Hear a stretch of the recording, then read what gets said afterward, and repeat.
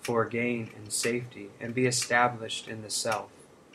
Purport: all material activities involve actions and reactions in the three modes of material nature. They are meant for fruitive results which cause bondage in the material world. The Vedas deal mostly with fruitive activities to gradually elevate the general public from the field of sense gratification to a position on the transcendental plane. Arjuna, as a student and friend of Lord Krishna, is advised to raise himself through the transcendental position of Vedanta philosophy, where in the beginning there is Brahma Jijnasa, or questions on the supreme transcendence. All the living entities who are in the material world are struggling very hard for existence. For them, the Lord, after creation of the material world, gave the Vedic wisdom advising how to live and get rid of the material entanglement. When the activities for sense gratification, namely the Karma Kanda chapter, are finished, then the chance for spiritual realization is offered in the form of the Upanishads, which are part of different Vedas, as the Bhagavad Gita is part of the fifth Veda, namely the Mahabharata. The Upanishads mark the beginning of transcendental life.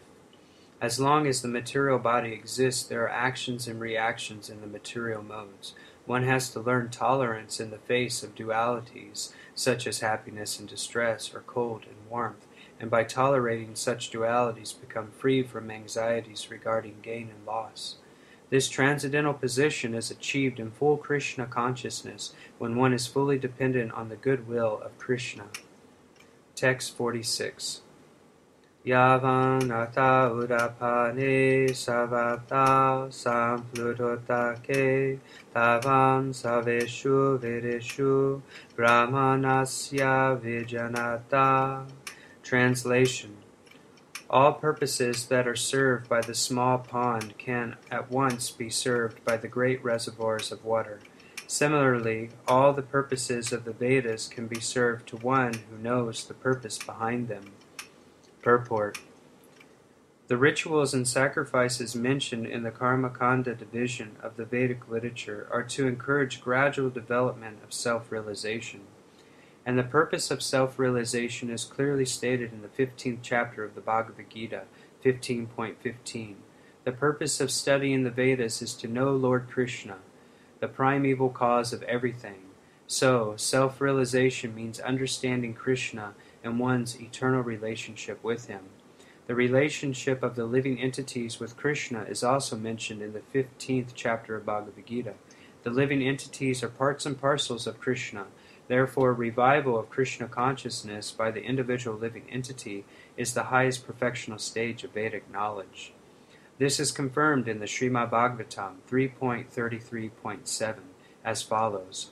Aho bata svapachato gariyan yahajihi agre batate nama tubhyam te pustapaste juvao sasnuraya brahmanuchu nama grinanti ete.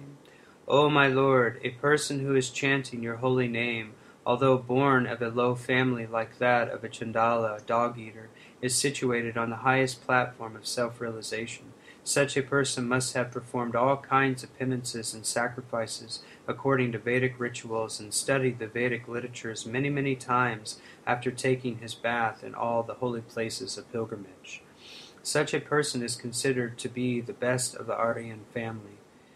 So one must be intelligent enough to understand the purpose of the Vedas, without being attached to the rituals only, and must not desire to be elevated to the heavenly kingdoms for a better quality of sense gratification.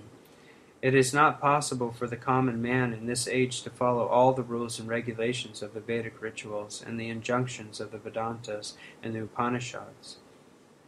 It requires much time, energy, knowledge, and resources to execute the purposes of the Vedas. This is hardly possible in this age. The best purpose of Vedic culture is served, however, by chanting the holy name of the Lord, as recommended by Lord Chaitanya, the deliverer of all fallen souls. When Lord Chaitanya was asked by a great Vedic scholar, Prakashananda Saraswati, why he, the Lord, was chanting the holy name of the Lord like a sentimentalist instead of studying Vedanta philosophy, The Lord replied that his spiritual master found him to be a great fool, and thus he asked him to chant the holy name of Lord Krishna. He did so, and became ecstatic like a madman. In this age of Kali, most of the population is foolish and not adequately educated to understand Vedanta philosophy. The best purpose of Vedanta philosophy is served by inoffensively chanting the holy name of the Lord. Vedanta is the last word in Vedic wisdom, and the author and knower of the Vedanta philosophy is Lord Krishna, and the highest Vedantaist is a great soul who takes pleasure in chanting the holy name of the Lord. That is the ultimate purpose of all Vedic mysticism. Text 47. Karmanyevadikaraste mahapalesu karachana mahakama palahetubu mate sangos diva karmani. Translation. You have a right to perform your prescribed duty, but you are not entitled to the fruits of action. Never consider yourself to be the cause of the results of your activities, and never be attached to not doing your duty. Purport. There are three considerations here: prescribed duties, capricious work, and inaction. Prescribed duties refer to activities performed while one is in the modes of material nature. Capricious work means actions without the sanction of authority, and inaction means not performing one's prescribed duties. The Lord advised that Arjuna not be inactive, but that he perform his prescribed duty without being attached to the result. One who is attached to the result of his work is also the cause of the action. Thus he is the enjoyer or sufferer of the result of such actions. As far as prescribed duties are concerned, they can be fitted into three subdivisions, namely routine work, emergency work, and desired activities. Routine work, in terms of the scriptural injunction, is done without desire for results. As one has to do it, obligatory work is action in the mode of goodness. Work with results becomes the cause of bondage. Therefore, such work is not auspicious. Everyone has his proprietorial right in regard to prescribed duties, but should act without attachment to the result. Such disinterested obligatory duties doubtlessly lead one to the path of liberation. Arjuna was therefore advised by the Lord to fight as a matter of duty without attachment to the result. His non-participation in the matter is another side of attachment. Such attachment never leads one to the path of salvation. Any attachment, positive or negative, is cause for bondage. Inaction is sinful. Therefore, fighting as a matter of duty was the only auspicious path of salvation for Arjuna. Text 48.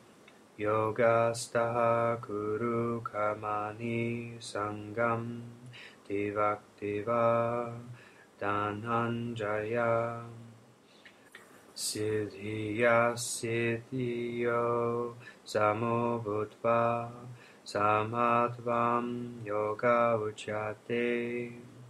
Translation. Be steadfast in yoga, O Arjuna. Perform your duty and abandon all attachment to success or failure. Such evenness of mind is called yoga. Purport. Krishna tells Arjuna that he should act in yoga. And what is that yoga? Yoga means to concentrate the mind upon the Supreme by controlling the ever-disturbing senses. And who is the Supreme? The Supreme is the Lord. And because he himself is telling Arjuna to fight, Arjuna has nothing to do with the results of the fight. Gain or victory are Krishna's concern. Arjuna is simply advised to act according to the dictation of Krishna. The following of Krishna's dictation is real yoga, and this is practiced in the process called Krishna consciousness. By Krishna consciousness only can one give up the sense of proprietorship. One has to become the servant of Krishna, or the servant of Krishna.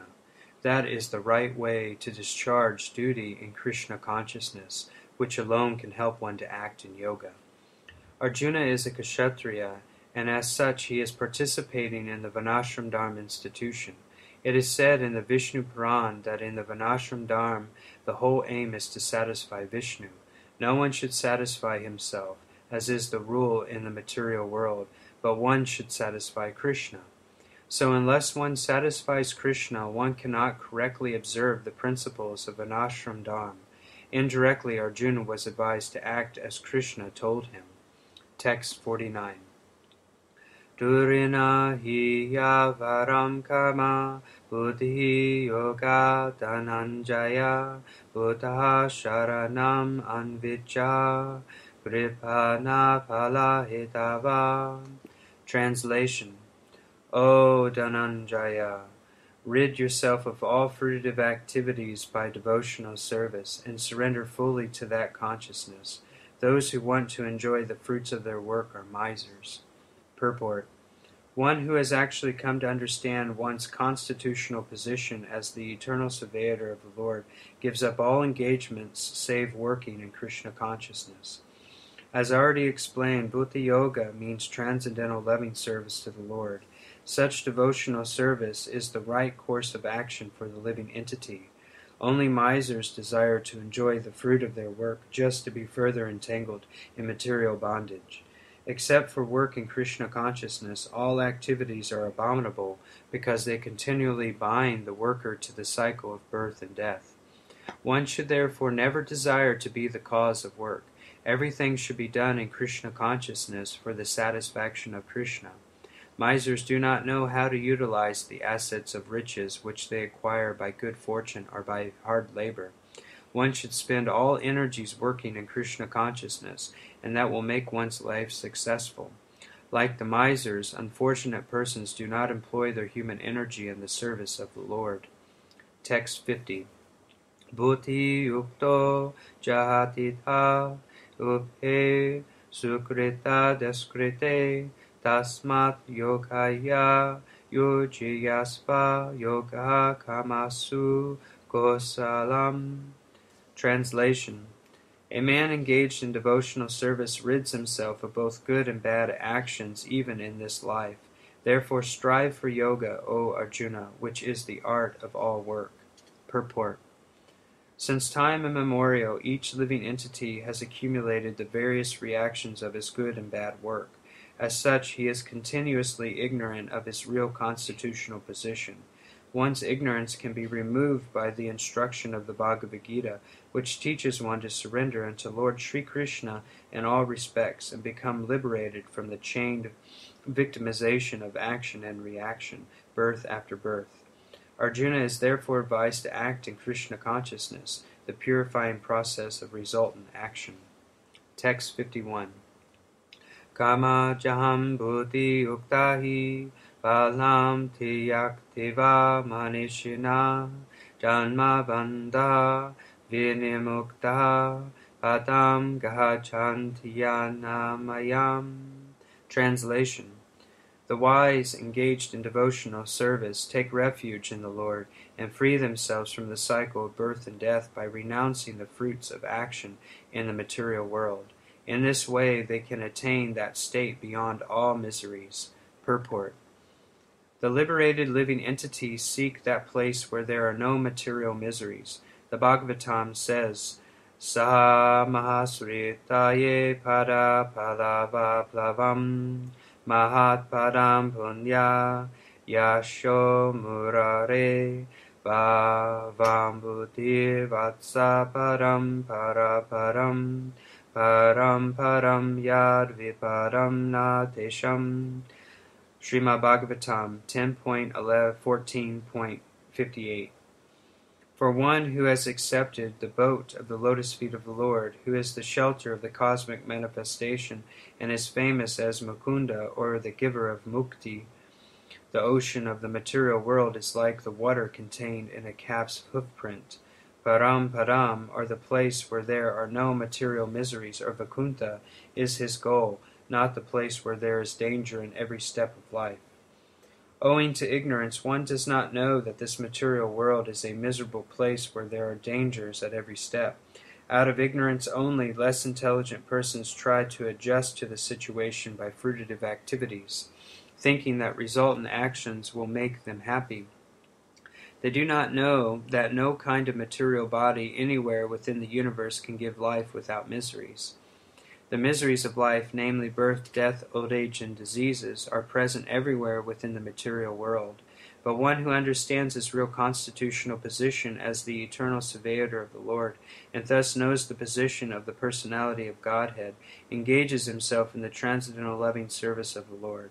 Consequently, he becomes qualified to enter into the Vaikuntha planets, where there is neither material, miserable life, nor the influence of time and death. To know one's constitutional position means to know also the sublime position of the Lord. One who wrongly thinks that the living entity's position and the Lord's position are on the same level is to be understood to be in darkness and therefore unable to engage himself in the devotional service of the Lord. He becomes a Lord himself and thus paves the way for the repetition of birth and death. But one who, understanding that his position is to serve, transfers himself to the service of the Lord, at once becomes eligible for Vaikuntha Loka. Service for the cause of the Lord is called Karma Yoga or Bhuti Yoga, or in plain words, devotional service to the Lord. Text 52. Yada te moha kalilam buddhihi viyatirarishyati tata gantasi navedam shrotavyasya shrotasya cha. Translation. When your intelligence has passed out of the dense forest of delusion, you shall become indifferent to all that has been heard and all that is to be heard. Purport. There are many good examples in the lives of the great devotees of the Lord of those who become indifferent to the rituals of the Vedas simply by devotional service to the Lord. When a person factually understands Krishna and his relationship with Krishna, he naturally becomes completely indifferent to the rituals of fruitive activities, even though an experienced Brahmana, Sri Madhavendra Puri, a great devotee and acharya in the line of the devotees, says, Sandhya Vadana Bhatram Astu Bhavato Boho Snana Tobhyam Namo Boho Deva Pitarascha Tapana Vito Naham Keshama Keshamyatam Yatra Kevapi Nishadya Yatava Kulotamasya Kamsa Divisham Smaram Gaham Harami Taralam Amanye Kim Anyaname. O Lord, in my prayers 3 times a day, all glory to you. Bathing, I offer my obeisances unto you. O demigods, O forefathers, please excuse me for my inability to offer you my respects. Now, wherever I sit, I can remember the great descendant of the Yadu dynasty, Krishna, the enemy of Kamsa, and thereby I can free myself from all sinful bondage. I think this is sufficient for me. The Vedic rites and rituals are imperative for neophytes, comprehending all kinds of prayer 3 times a day, taking a bath early in the morning, offering respects to the forefathers, etc. But when one is fully in Krishna consciousness and is engaged in his transcendental loving service, one becomes indifferent to all these regulative principles, because he has already attained perfection. If one can reach the platform of understanding by service to the Supreme Lord Krishna, he has no longer to execute different types of penances and sacrifices, as recommended in revealed scriptures. And similarly, if one has not understood that the purpose of the Vedas is to reach Krishna and simply engages in the rituals, etc., then he is uselessly wasting time in such engagements. Persons in Krishna consciousness transcend the limit of Shabda Brahma, or the range of the Vedas and Upanishads. Text 53. Shruti vipratipanate yatastas yati nischala samata vachala buddhis tata yogam avapisyasi. Translation. When your mind is no longer disturbed by the flowery language of the Vedas, and when it remains fixed in the trance of self-realization, then you will have attained the divine consciousness. Purport. To say that one is in samadhi is to say that one has fully realized Krishna consciousness. That is, one is in full samadhi as realized Brahman, Paramatma, and Bhagavan. The highest perfection of self-realization is to understand that one is eternally the surveyor of Krishna, and that one's only business is to discharge one's duties in Krishna consciousness. A Krishna-conscious person or unflinching devotee of the Lord should not be disturbed by the flowery language of the Vedas, nor be engaged in fruitive activities for promotion to the heavenly kingdom.